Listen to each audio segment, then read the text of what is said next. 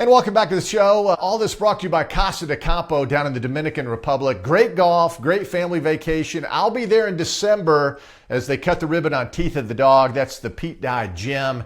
It's undergone a facelift thanks to Jerry Pate. Can't wait to get down. The weather's great. The golf is fantastic. The accommodations are amazing. CasaDeCampo.com. All right, one guy who will not be at Casa de Campo because he'll be a little busy is Bucky McMillan, the head coach at Texas A&M. The Aggies get their first win the other night, the 100th of his career. Bucky McMillan, welcome to the show, my friend. Man, it's great to see you. How you doing? Doug, all good, buddy. Good to see you. Long time no see, man. Yeah, no kidding. How's Texas treating an old Alabama kid? It's good. A lot of good people. A lot of like Alabama. It's love sports out here. It's football season, and you know how it is in Alabama when it's football season. It's not basketball season yet. So even though we played a game, it's still football crazy. But that's a good thing because our team's good.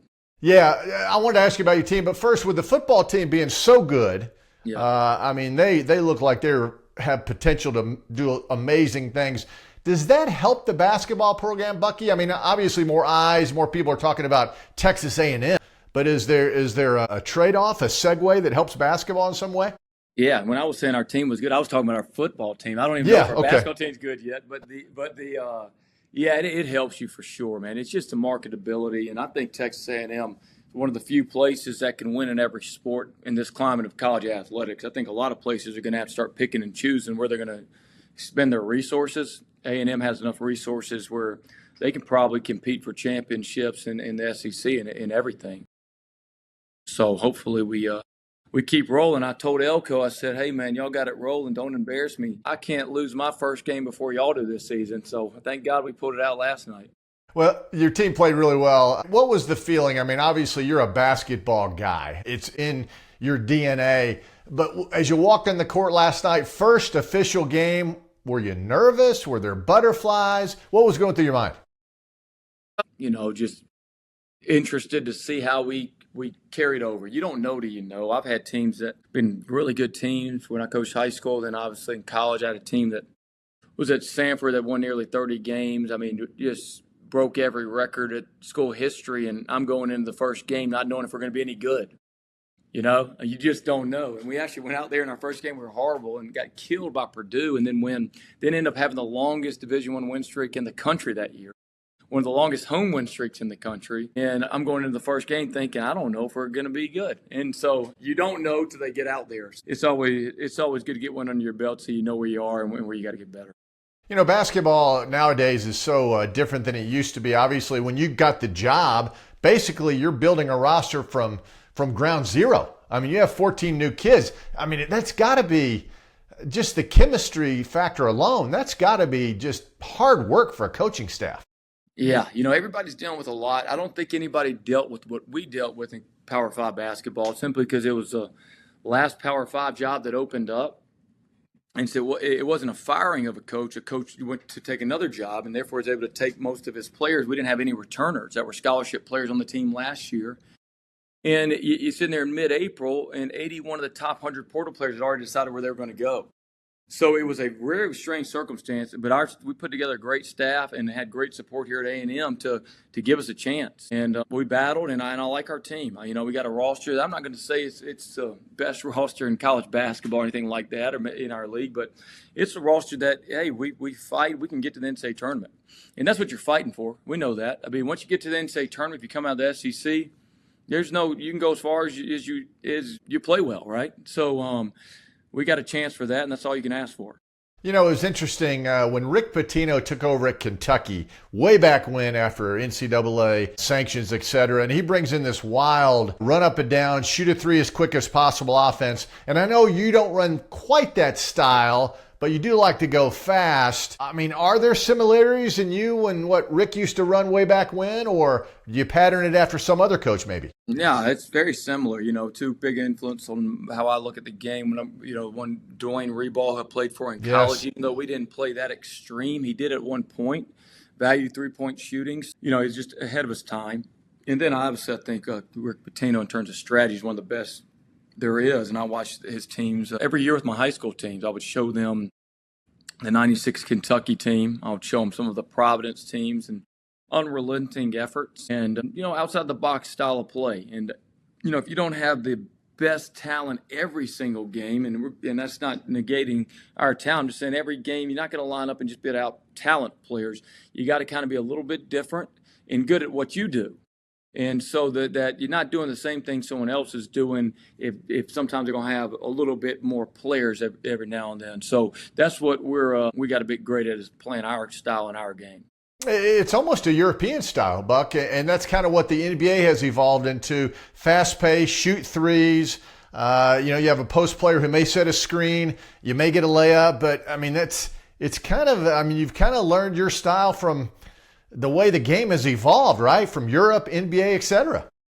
Yeah, that's exactly right. I mean, you could tell that the skill level of the forwards in college basketball and Europe have just gone through the roof. I mean, you used to play back in the day with two guards, two forwards in a center. Now you're playing with four guards in a post, and that post is more like a guard. So the skill level of the players has gone through the roof. So therefore, you can play faster, shoot more threes. I mean, at the end of the day, the pro game, if you look at it for the most part, how fast can the team play? How can they play from behind the three-point line? Then can they play out of pick and rolls? And pick and rolls is all about making reads. And when we were at Stanford, we were one of the tops in the country at pace, three-point shooting, and volume, and playing out of pick and rolls. So it's definitely got a pro influence. And I think that pro influence actually has come more from the European game than anywhere else. And it's not a coincidence we have 4 Europeans on our team here. When I was at Birmingham Southern playing for Coach Reball, and we were the number 1 team in the country in three-point percentage. Duke was number 2. And we had 8 European players on our team. And I was a high school player that thought I was a good shooter. And I came to college with 8 European players, and I realized I can't shoot at all. And it makes you realize, hey, I got to get in that gym, and hopefully that's what these Europeans will do for our team. It is interesting. I remember that Birmingham Southern team, and listen, for our listeners, I go way back with Buck when he was a high school all-state player at Mount Brook High School, and then had this unprecedented success at Mount Brook as a coach. But in between, you played at Birmingham Southern. You had a kid from Iceland. You had a kid from Africa. I mean, you had a potpourri of players internationally on that Birmingham Southern team. Yeah, I mean, if anyone had to announce the games, I mean, man, you had your work cut out for you, right? I mean, Shimei Kira, Jakob Sigurdarsson, yes, Helgi Margerson, Andres Montrema. So, I mean, you like to buy a vowel somewhere. But no, we had some good teams, man. And I think Coach Reball, who I played for, is really ahead of his time, understanding that, like, if you can get shooters, it spaces the floor and it can negate a lot of deficiencies elsewhere. Yeah, Coach Reball, one of my favorite people of all time. Really a Hall of Fame coach in the state of Alabama, and came from New Orleans and Louisiana. And, man, I love the guy. And I know you do, too. Mentor of yours. All right, let's talk about where you are now, Buck, because, again, as I mentioned, I've seen you grow from a player to an outstanding coach, and now you're in the Southeastern Conference, the best men's division in basketball, bar none. It proved it last year. They'll prove it again this year. You're at a major university with an awesome practice facility, which we see behind you. You have fans, you have support, everything you dreamed of, right? Or has it come faster than maybe you thought it might? Yeah, you don't never know where life's going to take you. I know that this place that is a place that fits me, and I believe that our staff fits them as well. So I think it's a good thing right here, and I think we can have a lot of success here. When things are going to hit you, you don't know. You just try to do the best you can with where you are. I know that there was no different feeling last night than when I was coaching my first JV basketball game as a head coach. There's not a different, it's just basketball is basketball. For me, that's all I've done, man. I've done basketball since I was young, and I've actually coached basketball in some capacity ever since I was 15 years old. So a lot of times in college, the college coaches come up maybe as a GA, an ops guy, an assistant, then they become a head coach. And, they're playing, they may get a job like this, and it's their first head coaching job. And for me, it was the opposite. I was always a head coach. And now I didn't do it at the SEC level. I wasn't an assistant at the SEC level. I was always a head coach. And so because of that, when I was coaching high school, I was coaching 90 games a year, from the summer to the season to the varsity to the JV to the ninth grade, maybe more than that, 120. I'm not so sure for college basketball there's anybody that's coached more games than me, just as a head coach, just because when you're a high school coach, you're doing that, and I did it for 14 years. So it's a different deal. But I can tell you, there's not much of a different feeling no matter where you are. I mean, you still get that adrenaline pumping when it's game day. And listen, for our listeners who don't know and our viewers, Bucky was at Mount Brook High School in Birmingham, and obviously the state of Alabama is a football-crazed state, bar none.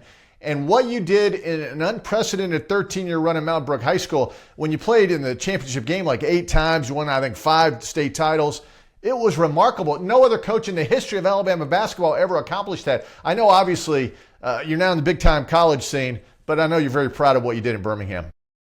Well, it was great. First I played at Mount Brook High School. Yes. And the thing that I'll say, so right when I got done playing college basketball, I went there, coached the JV for 2 years, the varsity for 12 years, right when I got done playing. And right back to my hometown where basketball, we hadn't got to the state championship yet. And now if Mount Brook doesn't get to the state championship, it feels like something went wrong. That's a great thing. But more importantly than that, what I'm the most proud of, we made basketball so popular in that community. That's what I'm more proud of. But besides the championships or anything, basketball is a great game. And I know in that community now, people believe that they can be a college basketball player, that the high school teams can go and compete with anybody. And when I drive back through that village, you see kids in those neon shirts dribbling a basketball. And I feel like, we were a part of bringing that to that community, and that makes me happy. You know, Buck, you are somebody that high school coaches do look up to, and you're still a young man, but I mean, you have to know where you stand with high school coaches. What's your advice to young high school coaches who want to do what you do? Man, they have a dream of being a big-time college basketball coach. What's the advice you give these guys? Yeah, I mean, first, just the respect I have for high school coaches, and whether you become a college basketball coach or stay in high school, just how much I appreciate the high school coaches first. The second is, I don't think, and I'd say this to the listeners that have kids involved in high school sports or critiquing high school coaches, man, just really, I have a special place in my heart, and I think that people need to really understand what they're dealing with. You're dealing with coaches, when you take that supplement that they get and you add up all the hours they work, it's less than minimum wage. I can promise you that. And they're doing everything. They're sweeping the gym floor. They're driving the bus. They're running the concession stand. They're spending more time with the kids on the team than they do their own kids. Right. And so you see that, and they'll sometimes be critiqued as if they're the New York Yankees, coaching the New York Yankees. And that burns me to hear that, because you're talking about 2 different deals, not to mention most of them are teaching 5 classes during the day. And so barring some type of serious ethical situation, I would advise everyone, to these parents, take it easy and be very appreciative that we have anybody that even wants to do that job as well as those high school coaches do, and they do it because they care. They don't do it because of some big salary or compensation. So that's the first thing, is how much I appreciate high school coaches, and to hang in there and just remember your value. Keep working hard, and enjoy where you are. Like, maybe you don't get to the college level, but there's no difference on game day. I can promise you that, man. Make a difference in those kids' lives. You'll remember that more than anything. And I remember that with my players today. When I coached last night, I had some of my high school players I coached on some of my first teams text me, just saying, "Hey, coach, we're so proud of you, man, blah, blah, blah." And I'm texting back, "Hey, y'all helped me get to this point." Wow. And, they'd text back, "Hey, will you help me get to this?" And that's really what it's about. And when you go to the grave, you're not going to remember the big crowds, the big facilities. You remember those moments. And so you can make the same difference from no matter where you are. All right, Buck, I don't want to keep you too long because I know you got a lot going on. You're getting busy. But what's it going to be like? I mean, as you get deep into the SEC this year, I mean, you're going to be, John Calipari will be down in the end of the sidelines there. Rick Barnes, of course, Todd Golden won it all last year. And I could go down the whole list of the Southeastern Conference. I mean, it is a great coaching league. What is that like for a young coach? When you look down, you're like, wow, there's Coach Cal, there's Coach Barnes. Well, what's that like? Yeah, I mean, you have to ask me after I've coached against. I know we played Bill Self in the NCAA tournament. Yes. In Kansas, I just appreciate those coaches for where they got the game to. Like, if you remember, the SEC was not a basketball league years ago. We're right. talking about the best league in the history of college basketball last year. It just wasn't a basketball league. You're talking about 3 teams might get in the tournament. Last year, 14 of the 16 got in. So, I mean, above all else, I appreciate of what they've done. I mean, when we show up, I sure want to beat them, you know. So that's for sure, because we're here for Texas A&M and do our best. But man, those coaches, they won't be coaching forever, and for what they've done for the game, I wouldn't get this opportunity to coach in a league this great if it wasn't for them making this league so great. Great coaches, and, you know, iron sharpens iron. I learned a lot coaching high school basketball from great coaches. And I learned a lot in the Southern Conference from coaching against great coaches. And hopefully I'm going to get to have a lot of wins versus these great coaches, but learn a lot that can help our team in the meantime. I love it. I really do love it. Well said. And I'll wrap it up this way. I remember I was doing play-by-play at Birmingham Southern. You guys played this crazy trip up in New York. You played at Marist College. As a team, we took a tour of the 9/11 exhibit there, which was really, at the time, it was very emotional. Then we drove down to Indiana State, Bucky, and we're on the bus that the group Alabama played on.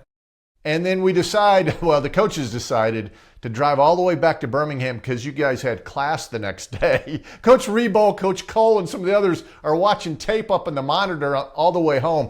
That was the craziest trip I think I've ever taken, but I appreciated it. And you were asleep up in a little bunk on top there. You remember those days, right?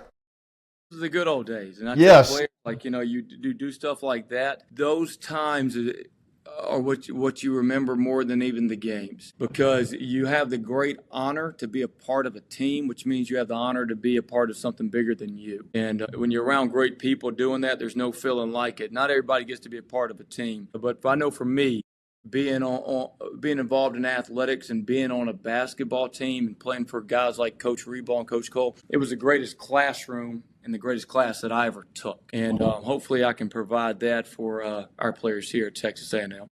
Oh, wow. Looking forward to watching this season, Bucky. And I know a lot of people around here and the people who follow me will be watching this and enjoying it. Best of luck, my friend. I'm so proud of you. I really am. And I say that with the utmost sincerity. I'm getting older, Bucky, and I've known you ever since you were a teenager. So keep up the good work, my friend. You don't look old, brother. You're doing something right, and I appreciate you, man. And I think most of those trips you came on, we won. So hopefully I see you at some games this year. Yeah, you always had that back screen going. Coach Reboll will call this play, and you always had a back screen, and you would always pass, and it would be a wide open layup. That's what I remember most. He was the master of dialing up plays. Yes, he was. Hey, Bucky, good luck. Appreciate you. Thanks, Doug. Thank you.